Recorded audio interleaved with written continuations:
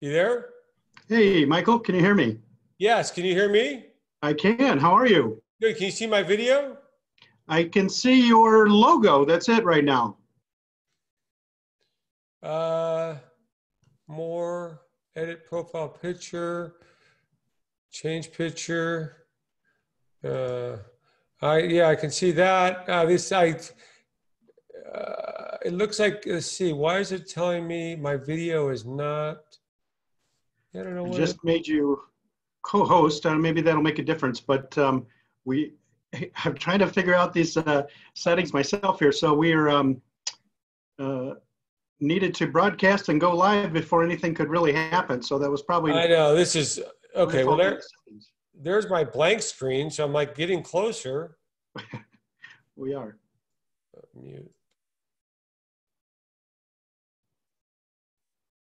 Mute. So you can hear me, right? I can hear you. Yeah, And it just says fine. it's showing that it's got the video on. I'm not sure. Let me just change something around here real quick. Sure. Yeah.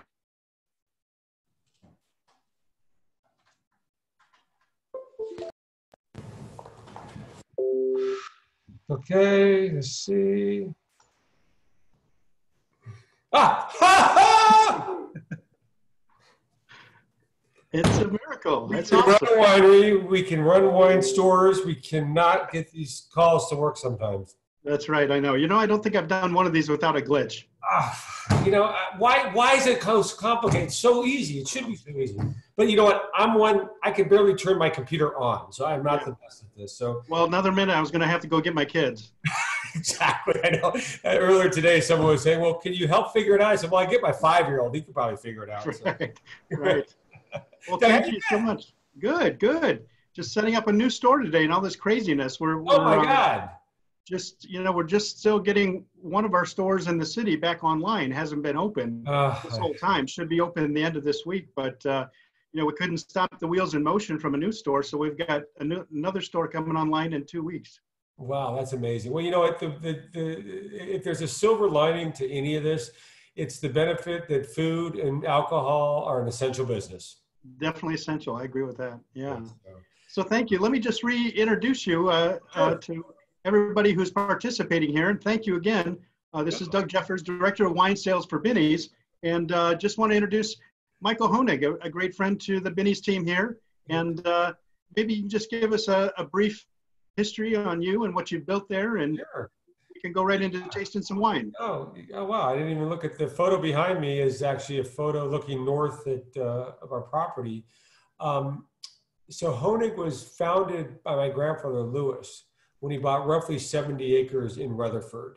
So back in the early 60s, he was in a different business in advertising, but he was doing some work for some of the California wineries in the 50s, fell in love with wine, wanted to get involved in the business, bought the property. The property that we have is in Rutherford. So if those of you that are not familiar with the Napa Valley, it's broken up into little neighborhoods, the same way Chicago has neighborhoods. Rutherford is one of the geographic areas. It's very significant and world-renowned for Cabernet Sauvignon. And if you look on a map, it's almost a geographic center of the valley. When we bought the property, and this vineyard used to be owned by the Wagner family who owned Camus, they had walnuts, they had prunes, but they also had Sauvignon Blanc and Cabernet. So those are the varietals that we had as well. And then sold those two varietals to other wineries for about 20 years. And then in 1980, we started making our own wine under the Honig label. And over time, I left college a few years after that when I was 21, not knowing anything about this business, but it was a family situation and we're trying to keep the property for the next generation, which is my generation, the third generation. So I got involved. Originally, we just made Sauvignon Blanc, and the wine you have in the store now, the 2019, is our 40th vintage. Wow. So that's something I'm very, very proud of. And then, thank you. Yeah, it's been great. And it's been great. In hindsight, it's been great. I can go into why it was a terrible decision 40 years ago. Yeah. And then we branched into Cabernet in the late 80s. And the model I've used is to focus on those two things where oftentimes, and you see this every day, people come and say, well, guess what? Now I make this, and now we have that, and look at this cute little critter label we have. And I'm not trying to be derogatory, but a lot of brands reinvent themselves or use that model as how they keep relevant and topical. My idea was, no, we're going to make two varietals. There's no Chardonnay. There's no second labels. If people want to drink Chardonnay, go drink, I'm thinking my neighbors, Frog's Leap, Frank Family, Rombauer. Those are great Chardonnay producers. We're going to do what we're going to do, and it's a model that it's worked really well. It's kind of a bullet versus a shotgun analogy. And I think I've said that countless times, that it's so nice and it's refreshing. It's one of the things I love about your operation is that when everybody's trying to do everything under the sun, a dozen varietals, you've got a very tight focus. Well, you have to look at it from a number of different perspectives. So a winemaker, and I'm not our winemaker. I hired a young woman, Kristen Belair, 23 years ago. She's amazing. But a winemaker has one opportunity a year to make great wine. So that's your first thing you have to start with. Then you think about how do you market? So especially in this stage when things are so fast, we're doing Twitter, we're doing Zoom, no one has time. It's this kind of MTV generation. They give it to me in 3 seconds or less. So no one has time to focus on a message anyway. So you've got to make the message so clear and precise that it can break through the clutter. The other contention I always have thought is, I think, again, there's a lot of great Cabernet producers, but with Sauvignon Blanc, because we were early to the market with that varietal, we're known for that varietal. And we have a great Cabernet reputation as well, but it's a bigger lake or bigger pool. But I think if you're not leading a trend, you're just one more follower. So if you're not Duckhorn that came out early with Napa Valley Merlot, or you're not Storybook that did a great Zinfandel, Dr. Shep's years ago, you're just kind of doing what everyone else is doing. And I just don't think that's really a model that works. And I don't think you as a buyer need, more varietals that are just kind of in the middle of the pack. The other challenge is, if you have 5 varietals, 2 are doing great and 1 or 2 are in the middle, and then you got 1 or 2 dogs. So you're always focusing on the wines that are not doing well to the detriment of the wines that are successful. So interesting. Why not just get rid of them? So so that's our model. So if you ever see Honig Chardonnay, you'll know that I am dead. Or if it's a fake wine, right? Or the next generation didn't like my model. My kids thought I was crazy. So right. Well, awesome. So you're also kind of a pioneer and known for sustainability. Can you maybe just mention that a bit? Yeah, we've done amazing things with sustainability. And again, I never try to make this a political topic. I believe in climate change. I believe there's a challenge in the world.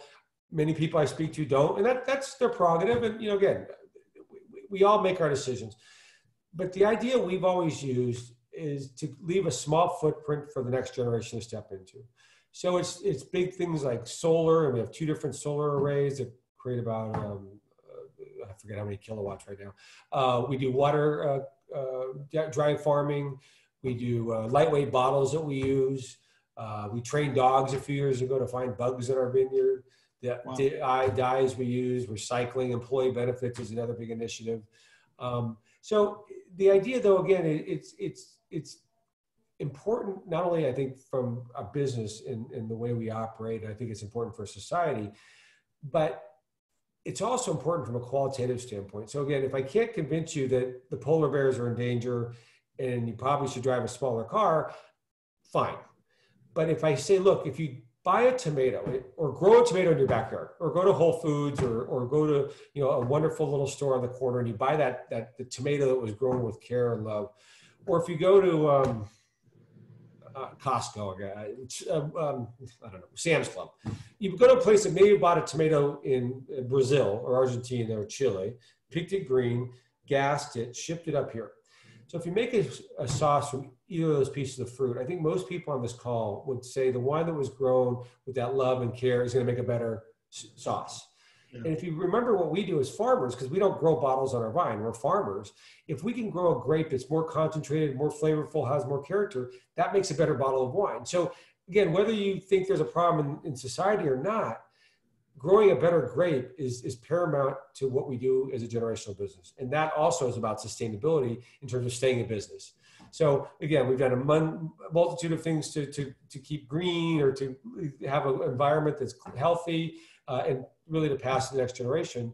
But again, I always encourage people to think about the qualitative side of what we're doing and how relevant that is and how important that is to make a better bottle of wine. Yeah, absolutely. So we were out there, brought a group out in February, Yeah. and by far, all of our wine people said it was the best education they had on the trip. It was really terrific. Oh. Well, we, we all have our Achilles heels as businesses and as people. We really pride ourselves in. Well, I'll give you an example. Today, I'm in my office. I've been traveling a little bit. I usually am gone 3 weeks a month. I'd usually be, at your office doing this live with you. But, you can't do that right now. So most of today was spent calling retailers actually in Arkansas and a few in Alabama. So, and I was calling these people, and I'm calling people that are in your position that have never been called by a winery in California to thank them for their support. And I'm like, well, that's what we do. We're just a family business. We care about what you've done for us. And I think it gets lost. Sometimes people get so focused on PowerPoint presentations and making everything so complicated. And oftentimes, the best part of our job is education and just to saying thank you and being who we are. I mean, again, not that other businesses and not Napa producers don't do this, but I think sometimes we forget that you are our client, you, Barbara and Doug and all the team at Binny's, and that you are really the foot soldiers that can talk to millions of people. I can't reach your customers. I mean, I'm sure we can do these calls, maybe they visit, but I have to give you a great experience and encourage you and show you what we're about. Again, warts and all, we're humans, we're gonna have challenges. My kid throws up, sorry, I gotta run home, deal with that. But it also makes it real. And I think sometimes my neighbors, and I'm a big proponent of Napa, so this is not meant as a criticism, but I do believe sometimes my neighbors, they look at this as a abstract. It's like a piece of art we're making. And, there's an artistic side to winemaking, but these are bottles that I want you to consume. I want the guest to open these bottles. I'll make more. These are not collectors. These are not baseball cards. And I think sometimes my neighbors get so focused on the abstract part of the industry and forget that really it's all just people drinking bottles of wine, having a great conversation, and the wine's really the catalyst for the conversation. Yeah. Well, we're seeing that so much more. People I think, are really catching on to what's real and what's not real in the wine and in the wine world. So they need the face behind it. They need the family behind it. They need the story behind it and the history. Well, it's, especially now, and I think if you get demographics, if you look at the younger demographic, the Y's or G's, or I don't know, whatever. I'm 58. I don't know what the hell these younger kids do, but they talk about the authenticity quotient and the real. And I think, they want to know that there's a family. I think so many people have been there's so many products that are disingenuous and not wine at all. I'm talking about, popcorn or anything whatever, we see on TV or see in the press. It's like the Wizard of Oz. There's this great facade, but there's nothing behind the product. They're made out of an ad agency in New York or San Francisco. And I think, again, when you can, especially to a younger demographic that's thirsting for that experience, that touch, that tangible, that we want to know what's behind the scenes, and we want to know what's behind the scenes is real. A brand like ours fits perfectly in that model. So yeah, that's funny. You just reminded me. We had this PowerPoint presentation, and it was a real production. And they showed us all these labels and back label stories, and we said that's great. It's a nice story. Where's the wine come from? What about the wine? They said, don't worry about that. We'll find a wine for it. So it's just, right, we'll find. What a turn up. Yeah. And that's, again, I love my industry. I love my neighborhood. I never try to come across as negative. What I've learned a long time ago is there's a lot of ways to make great wine, and there's a lot of great stories. We just need to convey our story the way we want to convey it and who we are. It seems to resonate with people. So, and we have 5 other family members now, 2 different generations involved. As I said earlier, I'm third. We have one of our 4th generation team members, one nephew actually is on the bottling line right now. He's just finishing high school and he needed a summer job. So we got him working on the bottling line. My other nephew's helping in the retail side. So, we're really trying to create something for the generations. So. Yeah. Hey, so somebody's asking here already, Chris B says, Napa Valley has a little bit of muscat in it, doesn't it? Yes. I really like the yeah, aromatic a lip. tiny bit, and also both Sauvignon, the classic Sauvignon Blanc and also our Reserve or Rutherford as we describe it, both have some muscat.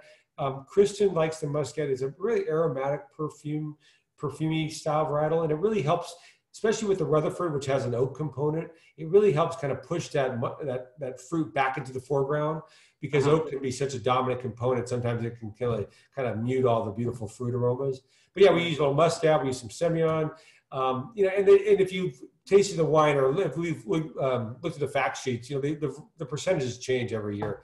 The model, a lot of brands are trying to make something that's a recipe in the sense that it has to be the same every year.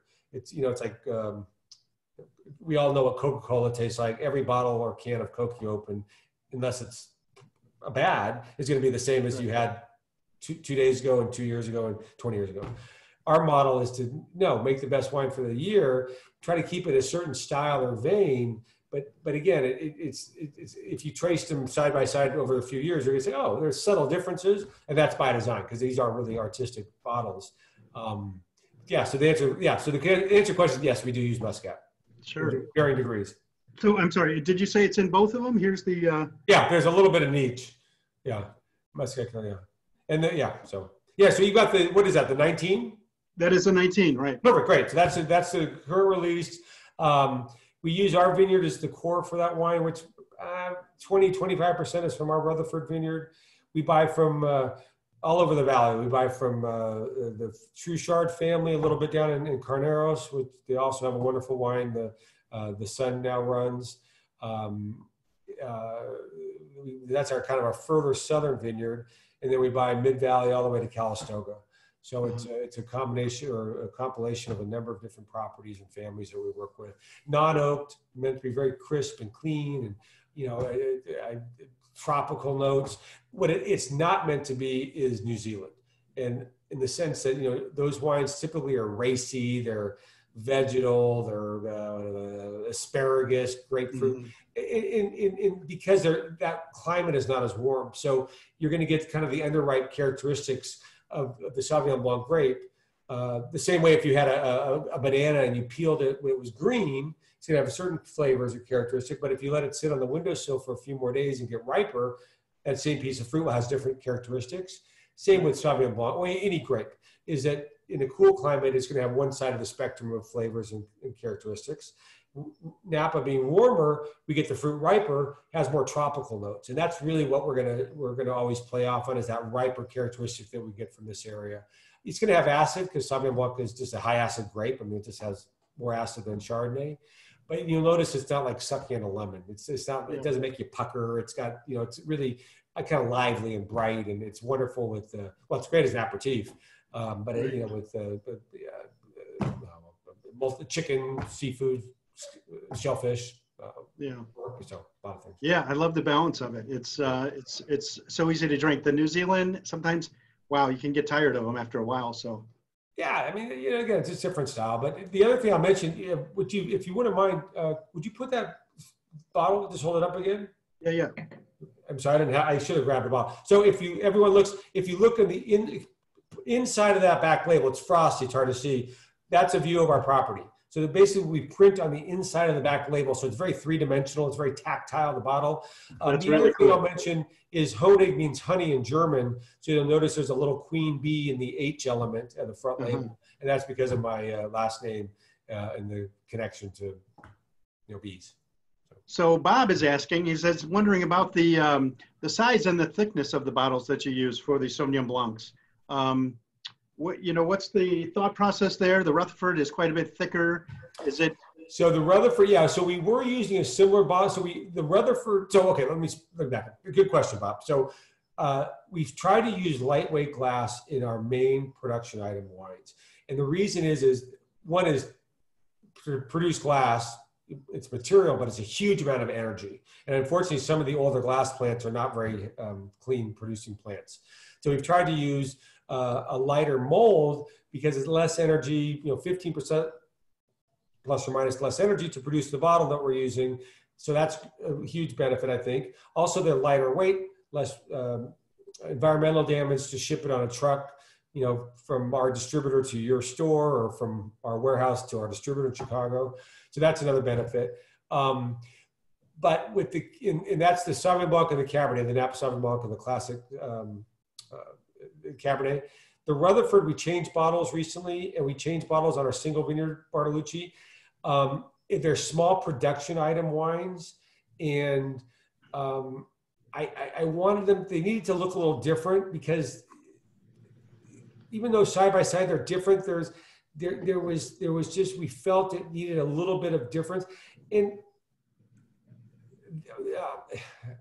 the other thing, because again, I'm talking about sustainability, man does harm. I had to get on a plane last week to go to North Carolina and Atlanta to do some events. So I had to get on the plane. I have 4 kids at home. So my wife drives a Tahoe. So I have a little Ford Fusion, a little electric hybrid car. So in my mind, it's about balance. So we felt from a packaging and marketing, we needed to lose a little bit bigger bottles. And they're not huge. I mean, these are not like some of the bottles that are amazingly large from, Burgundy. From Napa Valley, right? From my Napa Valley. Yeah, they're a little bit bigger, and I'm not being defensive. I'm just trying to explain it. They're a little bit bigger, but again, in my mind, we needed the packages to look different. So we'll make a few hundred cases of a heavier bottle but we'll use tens of thousands of cases in the lighter weight class to kind of balance each other out. So yeah, makes a lot of sense. So just moving on here. So now what are we tasting? You got the classic. Yeah, so I've got the classic, then I've got the Rutherford, and then I thought we'd go right to the Napa Cab. Oh, right. So have you tried the Rutherford? Just moving on to it now. Perfect. So what's nice, and you've got them side by side, so you can do a little compare and contrast. So as I said, the classic is from all over the valley, including our vineyard. The Rutherford is all from the property that my grandfather bought here in Rutherford. And basically, if you haven't visited the area, we've got, I'm looking to the east right now is where Camus is located, and Frogs Leap, and a little further over is ZD. To the west is BV and Inglenook, Mr. Coppola's property now, Gurgachill's, Cake Bread, and then behind me, well, kind of looks behind me, is Quintessa. So great old viticultural area. So we have both Sauvignon Blanc and Cabernet planted on this property. When we make the Rutherford, the idea was to make it a state Sauvignon Blanc, but also to make it a little bit more complex with oak and malolactic and surly aging.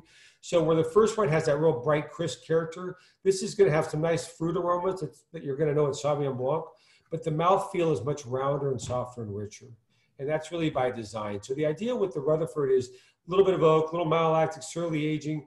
So really the mallow is really converting that bright green apple acid, that crisp acid, to more of a lactose, which is more butter or milk. And that's why with the Rutherford, it's much softer and richer. It's good as an aperitif. I find the Rutherford's scallops, lobster, meatier seafood dishes, it's ideal. I mean, it's just really pretty. That is delicious. What I find about this one too interesting. So people, I find it very black or white in terms of consumers' preference. If you only drink New Zealand Sauvignon Blanc and that's what you think Sauvignon Blanc tastes like, you're probably not going to like this wine, or you're going to like it's not Sauvignon Blanc.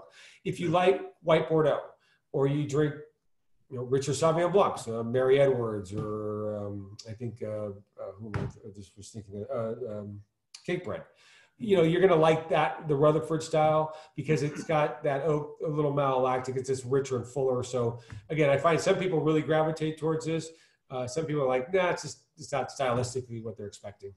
Were you thinking of kind of the white Bordeaux model with this wine, or has this wine changed over time? It has. So originally, when I first took the winery over, we had actually at that time we only had one bottle. We had one Sauvignon Blanc and no cab. And at the time, this was back in the early 80s, we had an oak component on that wine. It was stylistically, it was much different. And over time, as I learned more about the wine industry, got more comfortable with drinking wine, I really found I didn't care for the oak that much in the way we were using it.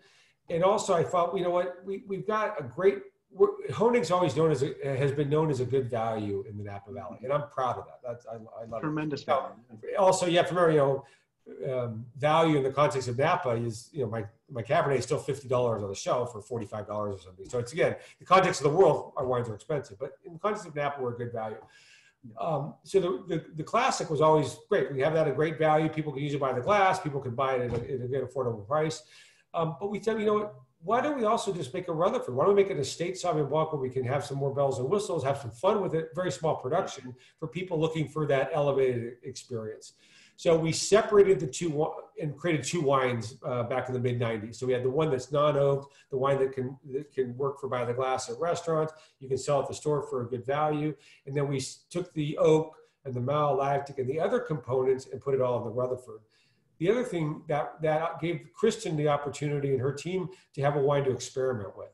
Because a lot of times we'll try things like whole cluster pressing or soaking on the skins before we process the fruit. And we try that in the Rutherford, and if we like it, oftentimes those techniques are then incorporated into the classic Sauvignon Blanc. Much bigger scale. Right. Yeah, so, but again, from a marketing, it kind of gives us two tiers. It shows we're very serious about the varietal. There are people that want the richer, fuller style. But to answer your question, yeah, I don't know that we, I don't emulate the French in many ways. They make great wine, but I'm not sure if we looked at them in terms of we're going to copy them. But we certainly, I use it as a descriptor because I think it's sometimes I think using words and analogies are easier for people to understand. But yeah, it is similar to what you would find in white Bordeaux or a lot of the white Bordeaux. Right. So your Cabernet, you mentioned value. We talk about that a lot for your Cabernet. Look at your neighbors who you just mentioned. That's they probably think you're crazy for keeping it. Yeah, they probably don't. Yeah, some of them don't like it. Yeah. Well,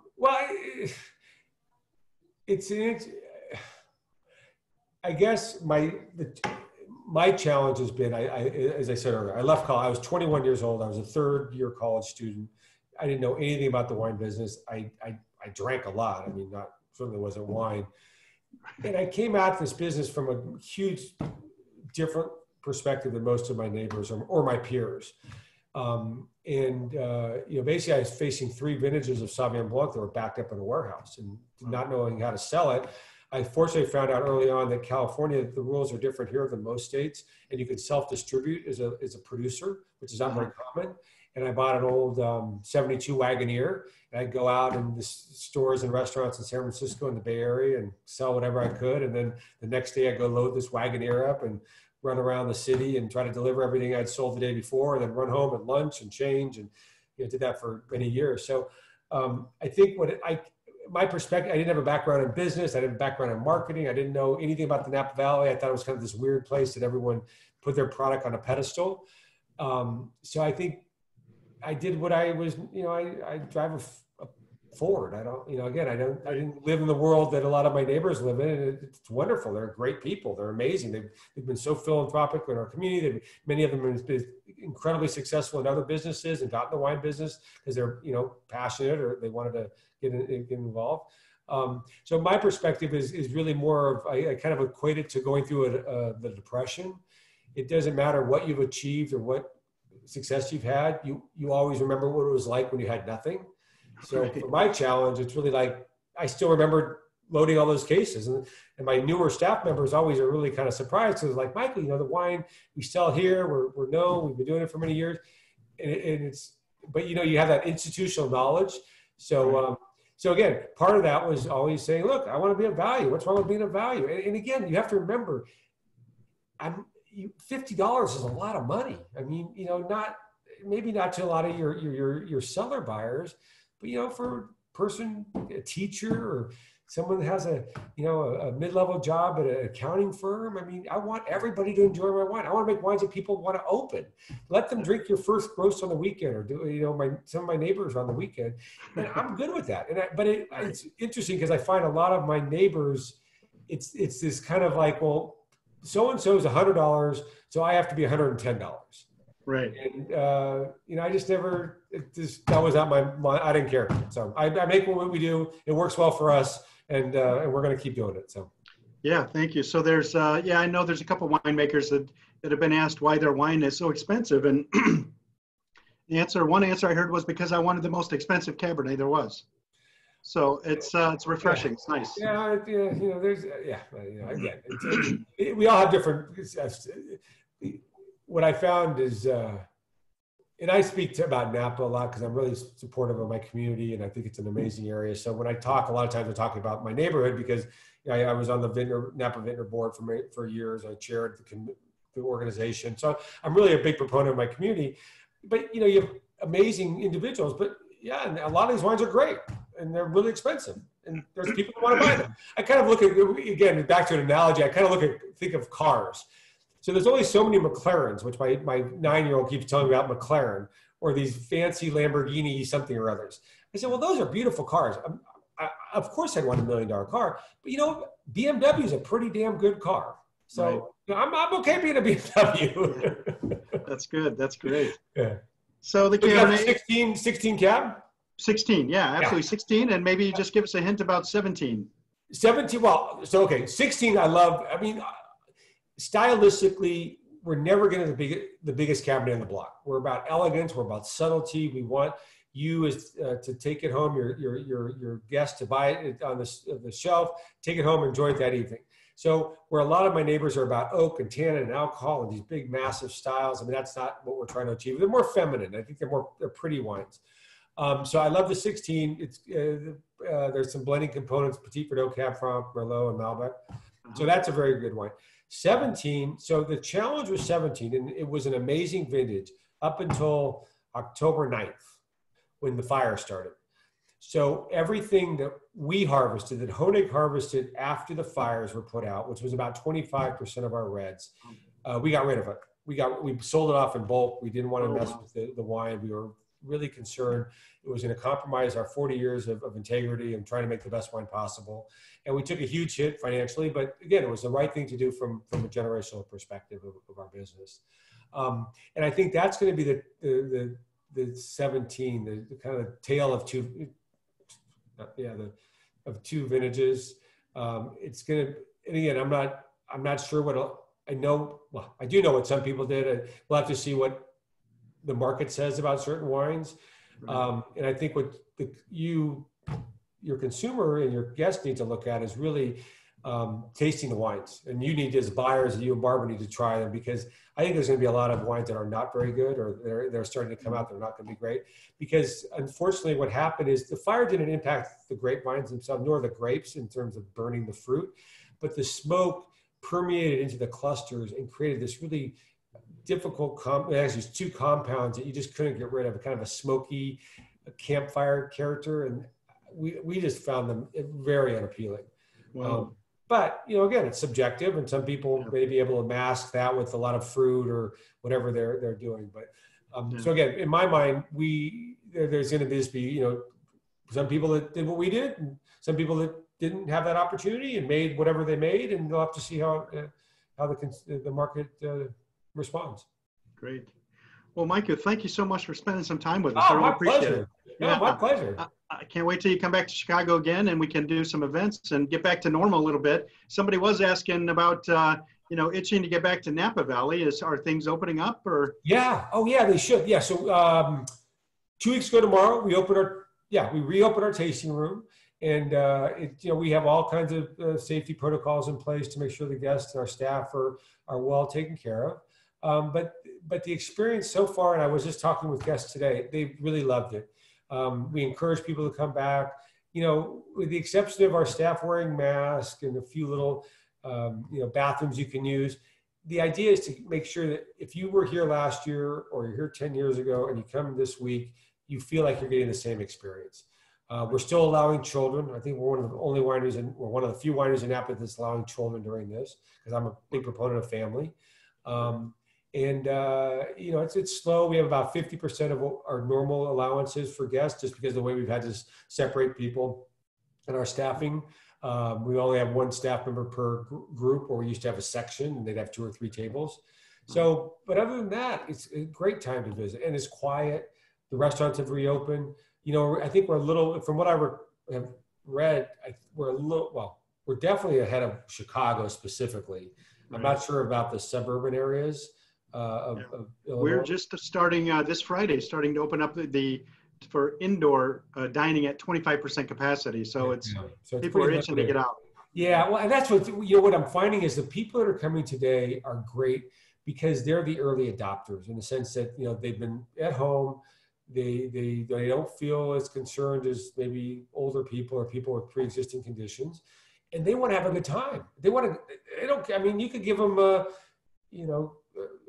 Crystal Light and a couple ice cubes and they'd be happy. Right. But because, we're all so bored. So so far it's working out really well. So yeah, if anyone has a chance, they really should come out and visit. And it's a great time to be in the Valley. So great. Well, thanks again, Michael. And I hope to see you either here or we come out again. We didn't catch you last time, but I know you got stuck with my wife. I'm really sorry. She was fantastic. She was so great and so knowledgeable too. Really, wow. No, well, Stephanie's incredible. As I said, I work with a number of family members. Stephanie, my wife, including, and she's amazing. And I was somewhere on a plane trying to sell the wine somewhere else. But I'm always glad to chat with you, Doug. Thank you for all the support you and the team have given my family over the years. It's been amazing, and it's been a godsend, especially in the last couple of months with the challenges of our restaurant clients, to have a strong retail partner who's just doing amazing things for us. So appreciate it.